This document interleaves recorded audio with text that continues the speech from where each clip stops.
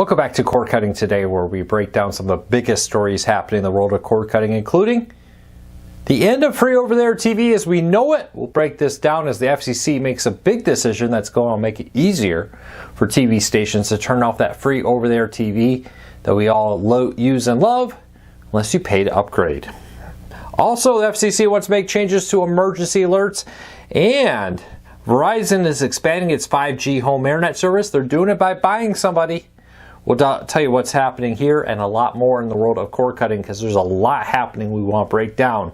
First, though, you can find a link to every story I talk about in the show notes and in the first pinned comment, so you can find them there for yourself. Read them and let me know what you think. I'd love to hear your thoughts. If you're new here, please consider hitting that subscribe button, hitting that thumbs up. Doing one or both lets YouTube know you enjoy what we do here.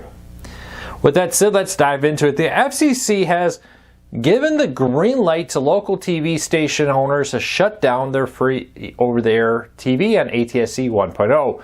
That's the standard we've had now for almost 20 years, 17, 18, something like that, that most people here probably use.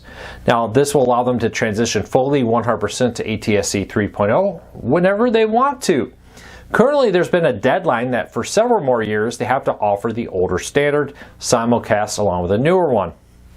Now the FCC in these new standards says, in this new ruling that they're proposing to, and I expect to be passed, they will allow local TV stations to shut down their ATSC 1.0 signal whenever they want to. It will be completely up to the TV station owner if they want to pay for the simulcast or if they just want to move on and get rid of it.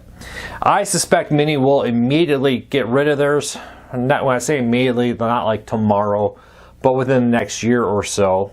As many of them have been asking to speed up the transition to 3.0 to stop having to pay for two transmissions.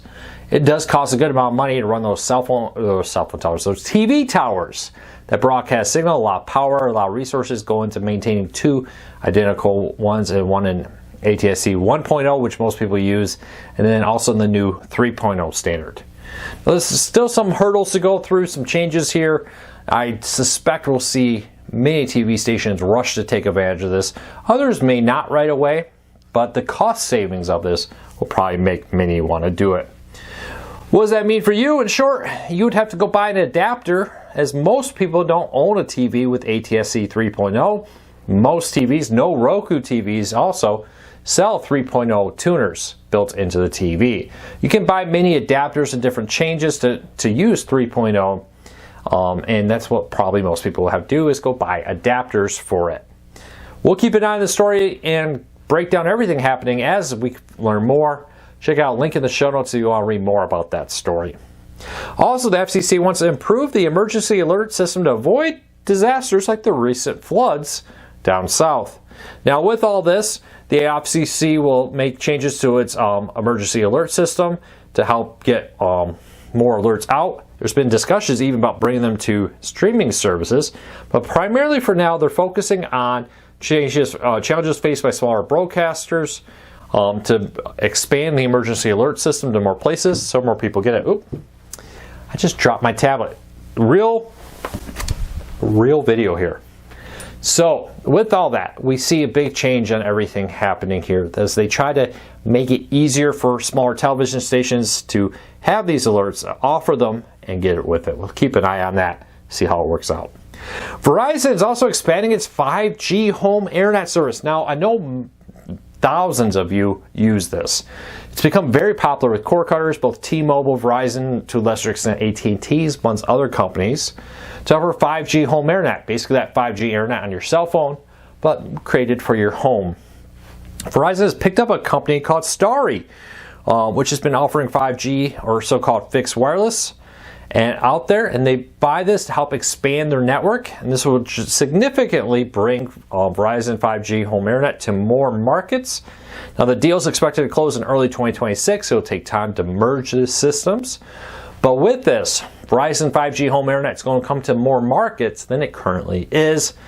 That's going to be a growing trend. T-Mobile is also aggressively expanding their 5G home internet, including by purchasing US Cellular.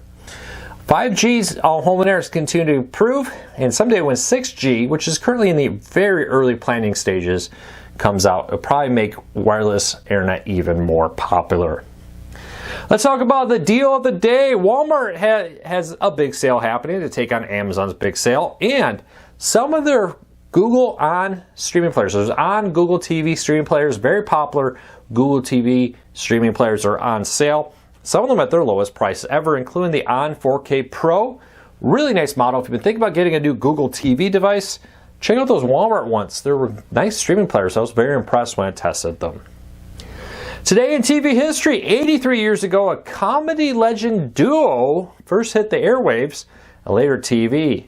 Abbott and Costello first launched their original radio show, which led to the Abbott and Costello TV show later. But this first pairing of them launched on October 8th, 1942. It's hard to believe. A name that probably a lot of us have heard and created the buddy comedy and so many others that we know of today. Not the original creators of it, but some of the things we know of still today. It's been 83 years ago today in TV history. All right, if you're a YouTube TV subscriber in some markets, you may notice some new local TV stations. 2 new CW affiliates joined YouTube TV in Erie, Pennsylvania, and Elmira, New York. I hope I said that right. I apologize if I did not. This comes as YouTube TV's deal with Nexstar has slowly been having them roll out all the CW affiliates. Now, some of these are because the CW affiliate transitioned ownership. As Nexstar moves CW wherever possible to Nexstar-owned TV stations, that's part of the transition here. But 2 new local stations now live on YouTube TV. All right, next up, my tablet, here we go. With that, here we go, switch to that. There, Amazon wants to put pharmacies inside your doctor's office. Not exactly cord cutting related, but Amazon Prime related, which offers cord cutting services. I thought this story was very interesting though. Amazon's developed kiosks to put inside doctor's offices with most commonly prescribed prescriptions, allowing you to get your prescription before you even leave the doctor's office. If you prescribed a prescription at participating doctor's offices, you'll be able to select pick up at the kiosk. You'll get a QR code to your phone, display that phone at the kiosk in the doctor's office, and it will dispense the prescription straight to you, meaning you don't have to stop anywhere, wait for it to be filled, or any of that with this. Now, this will be starting in December of 2025 in downtown LA, West LA, Beverly Hills, and Long Beach, and West Hollywood. But expanding from there, I actually think this is an ingenious idea. Of course, not all prescriptions will be included. It would just be some of the more commonly prescribed ones that don't require mixing or other certain needs to allow more rapid dispensary of it. Thought that was pretty cool. Another benefit to being a Prime customer, not just for the video, music, and other stuff, but now for your prescriptions with that. All right, let's get moving along. Pluto TV's added 5 new channels, 2 new Spike TV channels, some WB TV ones. Now, I keep getting comments a little bit on one thing with these Pluto TV Warner Brothers Discovery channels, because they're often called something by WB TV. Now, there is a TV station with the call signal WB TV, but it's also the name of Warner Brothers Discovery's free ad-supported streaming channels. They call them, something Discovery or by WB TV. So just be clear here, those are from Warner Brothers, not necessarily from the local TV station on that owns that. They're not related. But 5 new stations there, 3 from Warner Brothers Discovery, 2 from Spike with it, bringing more Spike content to Pluto TV with this. Check out full link in the show notes down below if you want to learn more about all these channels. A few more stories. Starlink, a very popular option for rural cord cutters, has been destroying 1 to 2 satellites every day on average in the Earth's atmosphere. A lot of people saw this. I saw comments about, wow, must not be going well. Actually, these are the older first-generation satellites. They're designed to actually self-destruct by burning up so no debris hits the Earth in the atmosphere. And this is why they've been launching newer, more powerful 2nd generation, and now they're working on 3rd generation satellites with higher capacity. So yes, these are actually designed to destroy themselves. Now, sometimes they get destroyed because maybe something went wrong with the satellite. Sometimes they're destroyed just because they're 1st generation early satellites and their time have come to an end. They are designed to rapidly be destroyed as part of the whole plan with it. We'll keep an eye on it, but it is cool to see new, more powerful satellites, and now competitors getting ready to launch their home internet service to take on Starlink's network there. We'll watch it closely. Also a story that's a cautionary tale for everybody, not just to have things backed up in the cloud, but also at home. Both are important. I'll get to that in a minute. But this Korean government has apparently lost over 858 terabytes, not gigabytes, terabytes of data following a fire at a data center in South Korea that destroyed all the data. Now, two things. I'm a big fan of cloud backup. For example, your house could burn down and then you would lose everything in it. Your computer could be stolen. And I have a friend who just had their hard drive fail, taking many things with it, unfortunately. Now, the good news here is both are great options, right? You want a local copy in case the cloud copy gets destroyed, damaged, or somehow become unavailable. You want the cloud copy in case your local copy gets destroyed. I highly encourage people to take your digital content seriously. All those baby photos, family photos, and all those other things, where are they being backed up to? Are they only on Facebook? Are they only on Instagram? What happens if you lose access to that? Are they only in Google Photos, or do you have a backup physically in your home drive? Keep that in mind.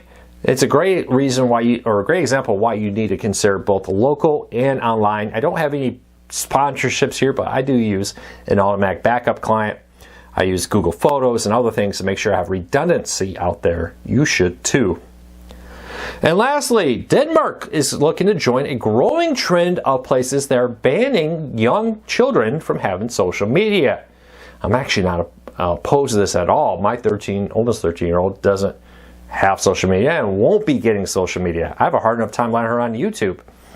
But Denmark aims to ban social media for children 15 and under with this growing here. Maybe the United States needs to consider that also. Well, that's it for today. I hope you have a fantastic day. I'll try to hold on to my tablet next time so I don't drop it. If you like what we do here, please consider hitting that subscribe button, hitting that thumbs up.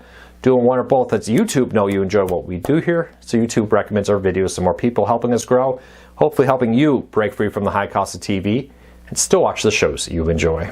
Until next time, take care, be safe. I'll talk to you all again real soon.